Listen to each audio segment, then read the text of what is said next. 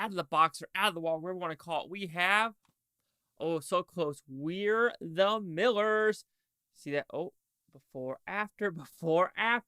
So I watched this before, what was that movie? Oh, yeah, No Hard Feelings. And that was kind of a problem because this is way funnier. I could promise you that.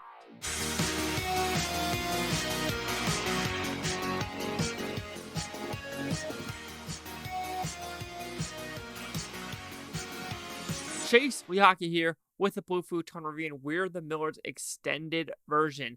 So what's this movie about? Pretty simple premise. Jason Sudeikis is finally living in Denver as a drug dealer, but you know what? He gets robbed, and now he has to go down to the Mexican border, and he hires a fake family, which is Jennifer Aniston, Emma Roberts, and Will Poulter. Will they make it back to Denver from Mexico? What shenanigans will ensue? Because we have Nick Offerman, we have Kathryn Hahn, we have Ed Helms, and others in this all-star cast. So, did I like this film? This is a really, really good movie. I think this is one of the movies where this director started on a strong note, and he's kind of gone downhill since Rawson Marshall Thurber. I think one of his first movies was Dodgeball, yes. He did like We the Millers or other stuff, but now the newer stuff he's doing is kind of like more tame.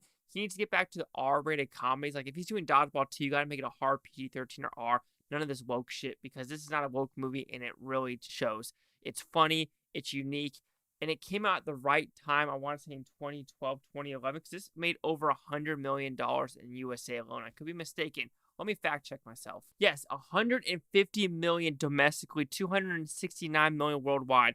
This is one of the movies where, in no joke, almost went up every weekend. The first domestic weekend was 26. Then it went to 17, 13, 12, 16. Then it just kept going. It just had legs. This movie had legs because it is a solid watch. It's funny. This is what you call raunchy. When you have the spider in the ball sack, raunchy. Jennifer Aniston doing a sexual dance, which I think that's another reason why this made a lot of money personally. Then you have the scene where the mom and sister are kissing the brother, and other situations, especially like in the tent. It really works, and it's really, really funny. Premise. It is a very simple premise, but it works. Someone needs to go to Mexico to get drugs and come back, and shenanigans ensues. Yes, it sounds like it's overplayed, but when you have the different scenarios, and this is like nah regrets, you just have fun stuff in this movie. This is simple, fun, done right. I did watch the extended version, though, and I do think the 9 minutes does make a difference. I understand why they took that out.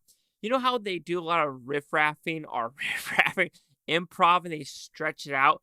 That is the main 9-minute difference, is they will stretch out some scenes where they make a joke just run a little bit too long. So I think this is one of the scenarios where the extended cut isn't needed, and I understand why they did it, to like have some outtakes, which they need to bring back outtakes. Outtakes during the credit, even with Jackie Chan outtakes, comedy outtakes, they need to bring it back. Bring outtakes back. That's all I'm going to say with that one. So if I had to go with the theatrical or extended, I think the theatrical is a lot better edited, and it doesn't have those weird, awkward moments where you're like, okay, joke, you need to kind of stop. And that's what the extended version does, especially when at a carnival. I feel like that is where it's like, okay, you're doing a lot of play on stuff, and I think you need to stop. Just to take a little bit of a break with some of the jokes. But like I said, you could say it kind of fizzles out at the end what actually occurs, but it's a fine, fun, hilarious movie. So overall, We're the Millers extended version. If I have to tell you to watch the extended or theatrical, I would say do the theatrical, because the 9 minutes does make it drag just a little bit, but it's a fun movie. Came out at the right time. It plays completely correctly, and I feel so happy for Will Poulter. Gotta kiss Jennifer Aniston and Emma Roberts.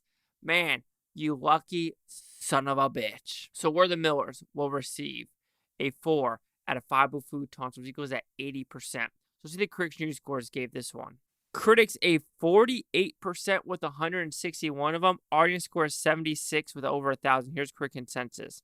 Where the Millers squanders his potential with an uneven, lazy, assembled story. Well, the joke's on you, critics, because this made a shit ton of money on a low budget. Like, it made $269 million worldwide for a comedy. Came out at the right time. It showed the critics. It said, critics, shut the fuck up. So, of course, we have this 80, 76, 48. Chase out with the Blue Futon. Like, comment, subscribe. One of these Futon Toby. You Futons have a great day. And quick question. What do you think the budget was with this? I'm going to guess 40 million. Were the Miller's budget 37 million? Ooh, I was so close. It made money. This movie was a winner for the studios.